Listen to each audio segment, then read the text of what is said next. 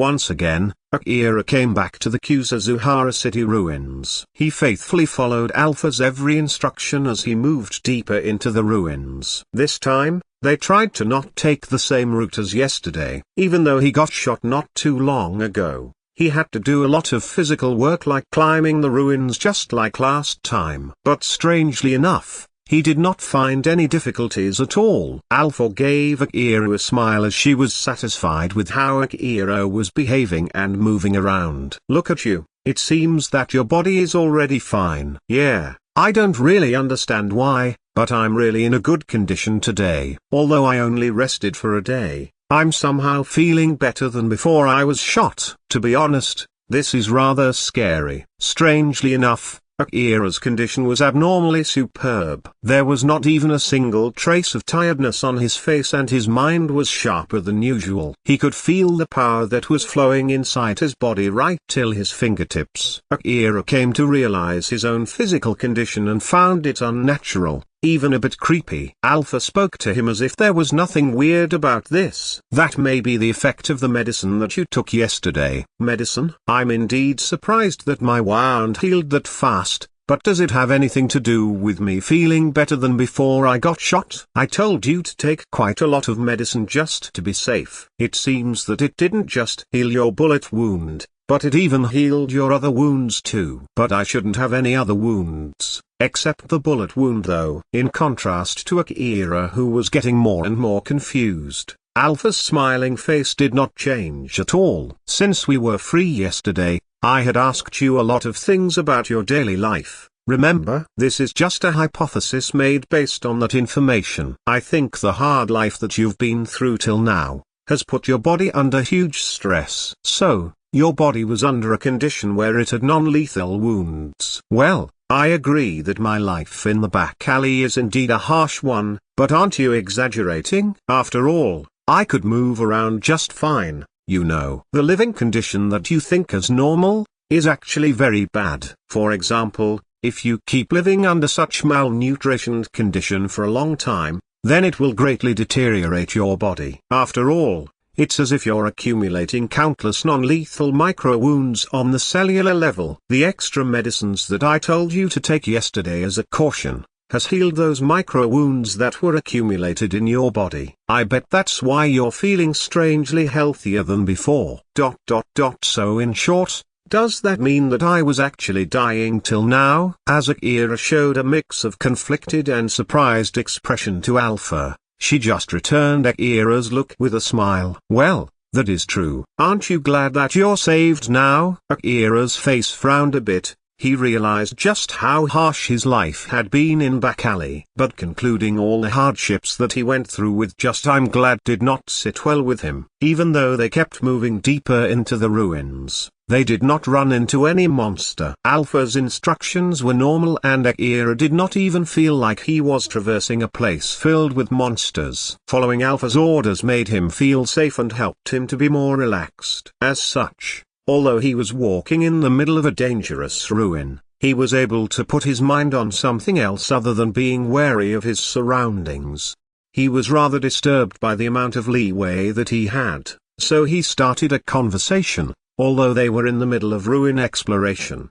Alpha, can I ask you something? Sure, just ask away. Why are you using that appearance? Alpha was using a pure white dress with a lot of frills with both sleeves and its lower body filled with a lot of shiny ornaments. Oh my, doesn't it look good on me? Or do you want me to change to something else? Is this dress is not to your taste? Then Alpha playfully spun around while giving a beautiful teasing smile. Her dress fluttered around and her long glossy hair made a full circle. Then in place of her bare back, a boldly exposed chest appeared in front of Akira. Akira was asking about Alpha's dress that did not fit the current condition no matter how you see it. But he was fazed by what Alpha did now and forgot about the question that he asked. Instead, he just normally answered Alpha. Well, I do think it looks good on you. But still, if you want to talk about my taste, I actually like the dress that you were wearing when we first met. First of all, it was a unique dress from the old world that you can't get to see every day, not to mention that their meeting left a strong impression on Akira. Thus, he came to like that dress. Alpha just giggled merrily as she knew well about that. The dress that I wore when we met for the first time, huh? So, in short, the birthday suit. Right at the next moment, Alpha's dress vanished. Then once again Akira got to see the beautiful body that was hidden under the glittering dress just a few moments ago. Akira was flustered and said, "That's not what I meant. I meant the dress after that. Don't ever erase your dress like that. Turn it back on now. Why do you always show me your naked body like that?" Exclamation mark. Alpha returned her dress and giggled a bit. "To think that you're not interested in this body," which was the result of a highly complex calculation in order to make men's imagination run wild. "Akira, you're really a small kid. Are you in that age where you prefer to eat food than a girl?" Akira became obstinate and said in a strong tone, "Yeah, I am. There's no doubt that I'm just a small kid. If I don't make enough money to buy food, then I'll die. So yeah, I prefer food than a girl. So then, what is with that dress?" Exclamation mark. There was a proper reason as to why Alpha was naked when she first met him. As such, he thought that there might also be a proper reason as to why Alpha was using an improper dress in the middle of the ruin. But it was not like he was desperate to know the answer. So if Alpha wouldn't go along with him, then he'll just drop the subject. But then Alpha suddenly stopped teasing Akira. Although she was still smiling, she started to talk in a more serious manner. "Do you still remember what I told you at that time? Didn't I say that I needed a dress that would increase the chance of people noticing me and could elicit a reaction from them? Even now, I'm actively sending signals to your brain so that you can perceive me. But there's something that interests me in that signal transferring process. You see. Is there any problem there?" Actually, the management system of the Ch.6 city is still active and I'm hijacking that system to broadcast my image within a wide area. That's why my image can also be seen through the equipment used by the management system of Ch.6 city. That's also the reason as to why the mechanical monsters could see me the other day. So because of that, people with similar equipment will also be able to see me. Akira's face stiffened as he understood what Alpha was trying to say. So, in short, there's someone who can see you right now, is it? Or that someone with such equipment is around here, right? Alpha's smile vanished as Akira said that. "Yeah? Don't look back no matter what. That person is tailing you. He's keeping his distance from you and he's observing you. Even right now at this very moment." Akira's face turned grim. Alpha's explanation was simple enough to make him understand the dire situation that he was in. A bit further away from Akira, there were two hunters watching Akira's every movement. A man by the name Kohimo was watching Akira with his binoculars, while another man by the name Heiya was watching Akira through his artificial eyes that were stuck on his half-cyborg head. With such long-range sight, both of them were tailing Akira from a distance. They were very confident that an amateur like Akira wouldn't be able to notice them. By looking at the equipment that they were using and how they seemed so familiar in using them, it was clear that both of them were not new hunters who would only scourge the outskirts of the Ch.6 city ruin. Kohimo had a rather puzzled look on his face as he was looking at Akira through his binoculars. "That boy, he's going quite deep into the ruin. Venturing deep with that amount of equipment is the same as suicide. What in the world is that boy thinking?" Heiya just shrugged Kohimo's question with a laugh. "He's not even thinking, he's just a stupid boy." "Isn't that exactly why he isn't limited by common sense and found those relics?" "The outskirt area of this place has nothing valuable left. That is the common sense of normal hunters. I say that it's faster if we just attack him and make him cough out information about the place where he found those relics." Kohimo answered back with an annoyed tone. "Oi, weren't you the one who stopped me from doing that?" Exclamation mark. "You stopped me by saying that it would be bad if we kill him by accident before he can tell us anything." Heiya just laughed at that rather tense exchange and tried to cool down the situation. "Don't say that. I never thought a small boy like him would be able to go that deep into the ruin. You see, even you two thought that boy found those relics inside a building somewhere in the outskirts, right? Well, that's true. No one in their right mind would ever think that a boy from the slums would be able to go this deep all by himself. you know. This place itself is quite dangerous, and if we go deeper than this, it would be dangerous even for us. You can say that again, so don't be angry. It was not like both of them were following Akira because they were interested in making friends with him. Instead, it was because they heard that a boy with measly equipment from the slum came to the exchange center with an expensive relic. They were interested to find the place from where Akira found his relics. It was common knowledge among the hunters that the outskirts of Kusazuhara City Ruin had nothing valuable left. But it was also not like the outskirts were completely devoid of anything valuable. There was still a good chance that you could find a lot of relics buried deep under the ruins. There were numerous reports in the past where people found the entrance to certain places that should have been impossibly hard to find. As an example, recently there were reports saying something like a blocked access into a warehouse was somehow opened by chance from the monster's attack. But of course, it was not worth the risk to intentionally look for such a thing. Thus, such encounters were really rare. But when it did happen, a lot of hunters would once again flood the abandoned ruin. If the first one who found the site could not bring all the relics in one go, then of course the leftover relics would be up for competition. So for that goal, there are people who keep their ears up for such a rumor to appear. Kohimo and Heiya were among those people. There was a rumor going around saying that a small kid from the slums brought an expensive relic to the exchange center and got himself involved in a shootout against other kids for the money that he received. Kohimo heard about this rumor, checked it and confirmed it. This also led them to believe that there existed a place which was accessible to a small kid from the slum and was filled with expensive relics. They believed that this place was located in the outskirts of Kusazuhara City Ruin. After all, there was no other place around the Kageyama city other than that site where a small kid could explore safely. They thought that if there were a lot of such relics lying around in the place found out by the kid, then that kid would definitely return to that place to explore again. So, they decided to stand by near the ruins looking for a kid, who met the description in the rumor, in order to get details about the place from him. And so they finally found Akira. Kohimo was actually planning to capture Akira and make him cough the location of the place. But Heiya stopped him by saying that it would be bad if it turned into a fight and they accidentally killed him. Thus they changed their plan to follow Akira, who would hopefully bring them to the relic's location. But now they started to doubt their plan. Heiya, as I thought, we should just force him to cough up the location. After all, he's just a small boy with poor equipment. We should just be careful not to kill him by accident. You also want to do this the fast way, don't you? Heiya did not reply at all. So Kohimo became visibly annoyed. Hey, what's wrong? Heiya finally opened his mouth and muttered. The boy. He should be alone,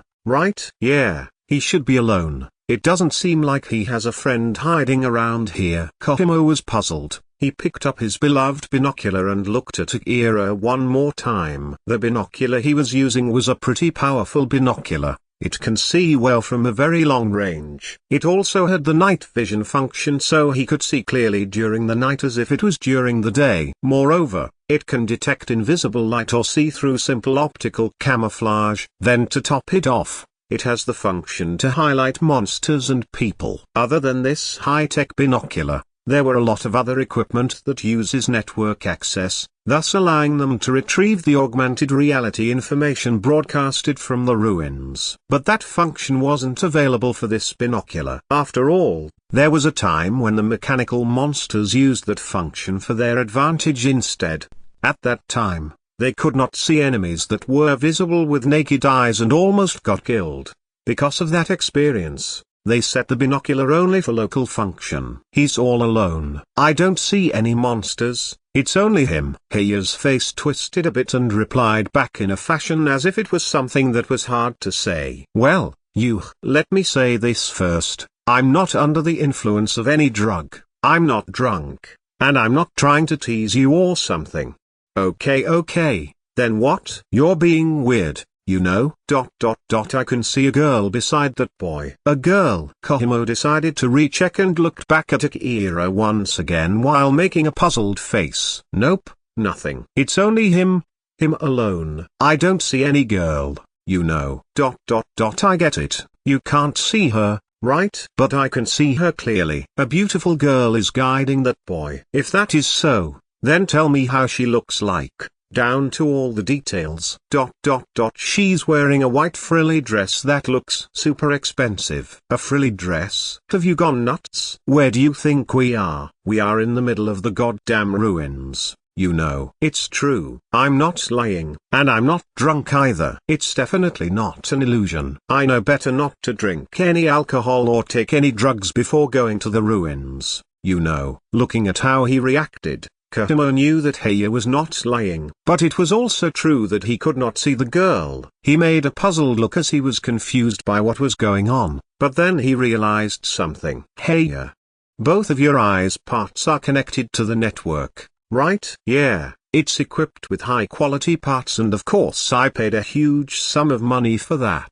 Although it has a network connection function that I'm so proud of, it can easily break in the middle of the ruin. It's a high-tech eye with a lot of functions, but its only downside is that it sometimes receives broadcasted transmission all on its own.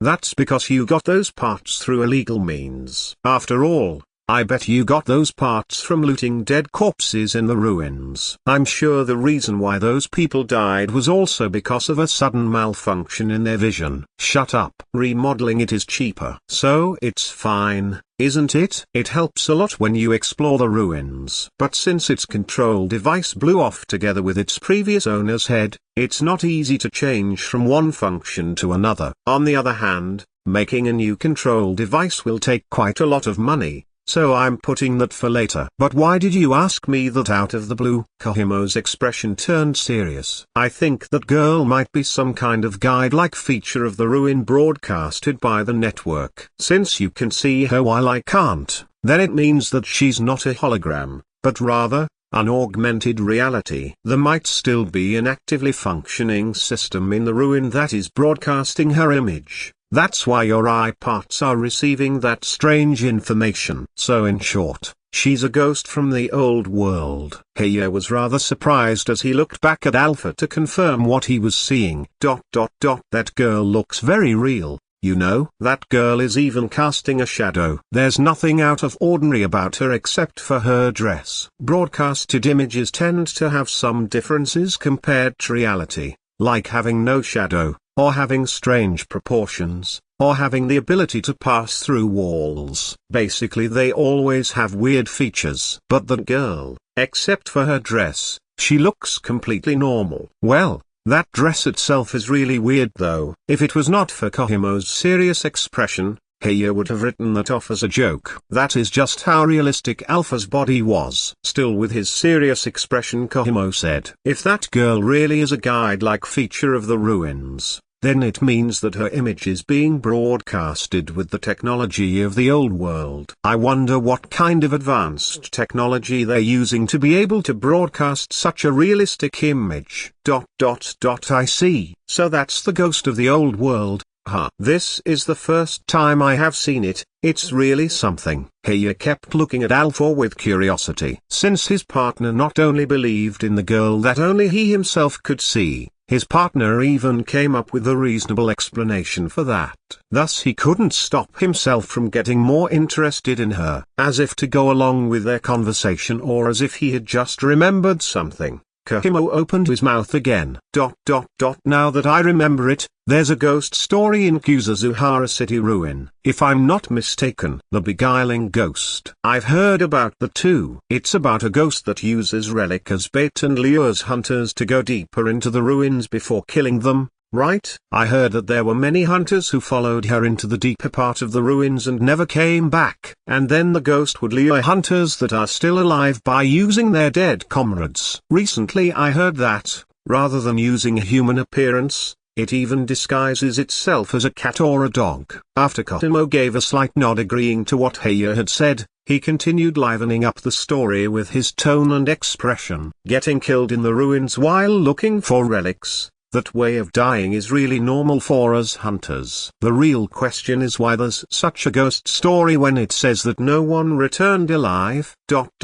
Now that you mention it, I wonder why? The answer is because there are people who didn't follow it. The ghost only lures those who can see it and doesn't lure people who can't see it. It's not like everyone can see it, you know. So it must be a story shared by the people who can see it to people who can't see it. And since each person told a different story, there's no way to actually confirm it. That's why it has become a ghost story. Heya shivered a bit. He realized that following Akira meant that they were also following the ghost. Wait for a second. Then that means that we'll be dead if we keep following the girl, right? To Heya's question, Kahimo just laughed. You can also think of it this way. Why do you think that boy was able to find an expensive relic? That's because that boy can see that girl just like you. Then if that girl is a part of the guide function of the old world that is somehow still functioning right now, then she is guiding people who can still see her. That boy must have asked that girl for a place where he can find relics. And so that girl must have guided that boy to such a place while avoiding any monster encounters. So what do you think? That's a good hypothesis, isn't it? I see.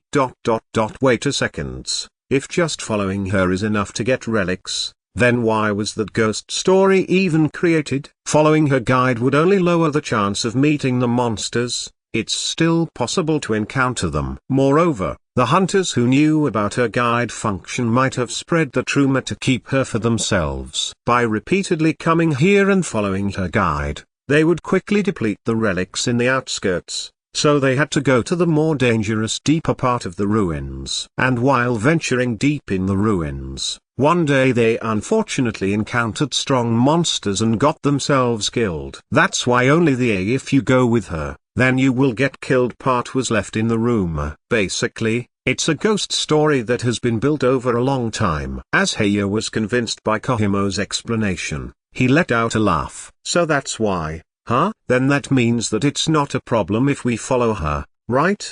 Exclamation mark. Not to mention that boy was able to return alive. We won't get killed as long as we move carefully. There's no guarantee whether that assumption is true. But if it is true, then it will greatly increase our chances of finding relics. But well, the rumor says that it might get us killed, so it's still a dangerous thing. Kohimo was trying to calm Heya down, but Heya was not able to suppress his excitement. He had found something that could easily find him a safe way to explore the ruins and find expensive relics. There is no hunter who does not know just how valuable that is. It's fine, isn't it? You worry too much. I won't simply let this chance slip by. Calm down. Let's keep watching him for a bit more. Kohimo looked at Heya with a calm look and thought.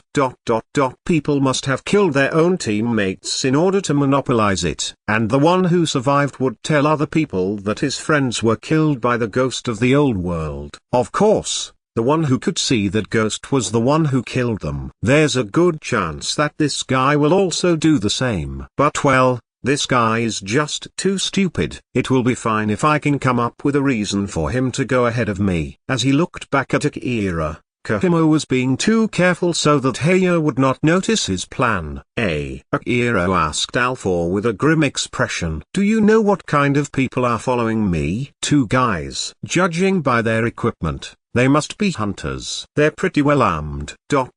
Is there any chance for it to be just a coincidence? I mean, maybe it's not like they are really tailing me, but more like they saw a small boy going into the ruins alone and decided to follow him out of curiosity. Or maybe it's just that they are going in the same direction as me by pure coincidence. No, that's highly unlikely. I've been observing them for a while now hoping for such a possibility, but it seems that there's no mistaking it that they're tailing us. They kept their distance from us when we stopped to watch our surroundings earlier. So it's obvious that they're tailing us. As Akira kept his grim expression, he showed a glimmer of help as he asked. But why are they following me? Even if they attack me, I don't have any money with me, you know. They should be able to clearly see that. right? That question was phrased as if Akira was hoping that Alpha's assumption was wrong. She had already thought about his reaction when she revealed the truth out on Akira's face. My guess is that they want to know how a kid like you were able to bring an excessive number of relics to the exchange center. The real reason why they're tailing you is because they hope that you will lead them to a place filled with relics. And while they are at it, they might as well just kill you and take the relics for themselves. I think that they had someone standing near the exchange center in order to look for hunters who seem to be easy targets,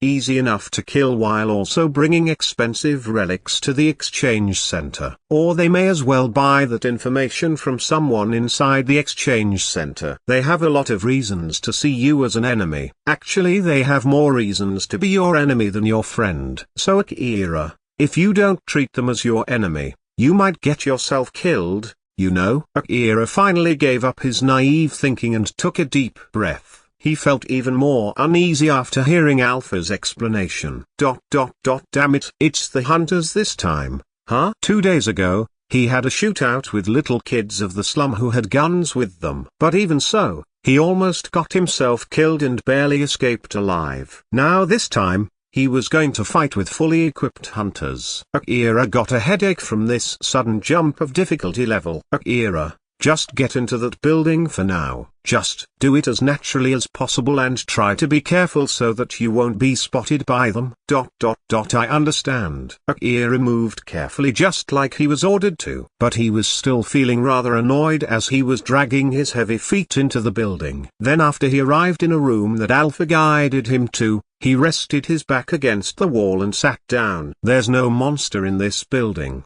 so you can be at ease. Yeah. Akira's reply was gloomy. He was thinking about how he should fight the hunters who were tailing him, but he could not come up with any good ideas. He had thought up some scenarios, but all of them ended up with him getting killed. Akira lifted up his face in reaction to that rather strong-toned call. He suddenly saw Alpha's face really close, right in front of him. He let out a small shriek as he jumped back in surprise and hit his head against the wall. That pain and surprise woke him up from all the bad scenarios that were running inside his head. When the pain and the surprise had subsided, Akira returned to his senses and calmed down. With his unfocused gaze, he looked at Alpha. Seeing that he has calmed down, Alpha gave off a strong but gentle smile. Get a hold of yourself. The situation is not as bad as you think it is. I will never let you get killed while I'm providing support. Akira was surprised after hearing that, but it made him more hopeful. Can we run away from them? But Alpha's answer to that question was totally unexpected for Akira. We won't run. We'll fight back. We'll get them instead. Akira's hopeful expression was instantly crushed as he was surprised by that answer. Can we really do that? Exclamation mark. It's 2 against 1. You know, not to mention that they are hunters with full equipment. This is not the same as when we were fighting against those kids with guns. Alpha answered back with a confident tone. These 2 cases are not that different. You have me with you, you know. By having me alone, your total battle power is way above them. Moreover, you were able to defeat that huge weapon dog monster only with your handgun. Remember, everything will be fine as long as you follow my instructions. So don't worry. It will be okay. She gave off a smile saying this. While it is true that she was trying to clear up Akira's worries, it felt as if they had a lot of leeway here. Is that so? Looking at how Alpha was behaving just like usual, Akira was somehow convinced. But it was not like this was enough to fully erase the doubt that he had when facing overwhelming enemies. It could be seen that Akira half doubted her and half believed her. But there are a lot of differences between monster and human. If you're that confident, then we should be able to run away from them, right? I really feel that it might be a good idea to run away instead. Alpha gave a strict look to Akira, who was being meek. That's a big no-no. They'll be able to shoot you with their weapons while you won't be able to shoot back at them, and it'll be worse if we go to open land. Moreover, until when you want to keep running away? Even if you run away from them today, then how about tomorrow? How about the day after tomorrow? And even if you are able to run back to the city, do you think that they'll suddenly turn nice and stop attacking you? When that happens, are you planning to run away again? Can you really run away from them? Are you planning to keep running away until you get killed? Alpha locked her stare at Akira. Akira stared back at Alpha without turning his eyes away. They kept staring at each other for a few seconds without saying anything. Finally, Akira relaxed his expression as if he had just realized something. It was clear that he had made up his determination right there. I'll only get myself killed even if I run away from here, huh? Alright, I understand now. Let's fight them. Akira resolved himself and stood up. There was no trace of doubt that he had just a moment ago. Then Alpha smiled gently at him as if to give him more courage and said, Akira, resolve yourself. If you can't get over something like this, you won't be able to realize your dream, which is to be a great hunter, you know. Akira smiled bitterly, but there was a trace of expectation and joy on his face. You're right. Also, we had agreed that will, motivation and resolve are all my responsibility. Last time when Akira was about to get himself killed for going against Alpha's instruction, he did say that will, motivation and resolve were all his responsibility. He now realized that he had to show that those words were not Lee.